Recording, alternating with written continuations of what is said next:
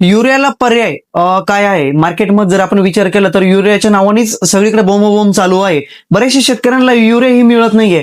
तर युरियाला पर्याय म्हणून आणि कमी खर्चामध्ये आपण काय काय उपाययोजना करू शकतो, कुठले खतं वापरल्याने आपल्याला जे आहे का युरियाचा तुटवडा जे आहे का तो आपल्याला भासणार नाही. जसं की आपलं कॅल्शियम नायट्रेट जे आहे, कॅल्शियम नायट्रेट मध्ये पण आपल्याला नायट्रोजन मिळत असतं. त्याचबरोबर अमोनियम सल्फेट जे आहे, अमोनियम सल्फेट मध्ये देखील आपल्याला जे आहे का नायट्रोजन मिळत असतं.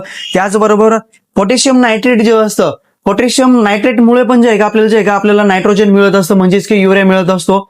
त्याचबरोबर कॉम्प्लेक्स खतं जे असतात जसं की 24-24-0 झालं, त्याचबरोबर 19-19 झालं, 12-61 झालं, त्याचबरोबर 13-0-45 झालं, हे जे खतं आहे यांच्यामध्ये देखील जे आहे का युरिया जे आहे का आपल्याला मिळत असतो. त्यानंतर मार्केटमध्ये नॅनो युरिया देखील आहे, त्यामध्ये नायट्रोजनचे प्रमाण आहे त्यांनी पण आपल्याला जे आहे का युरिया मिळत असतो.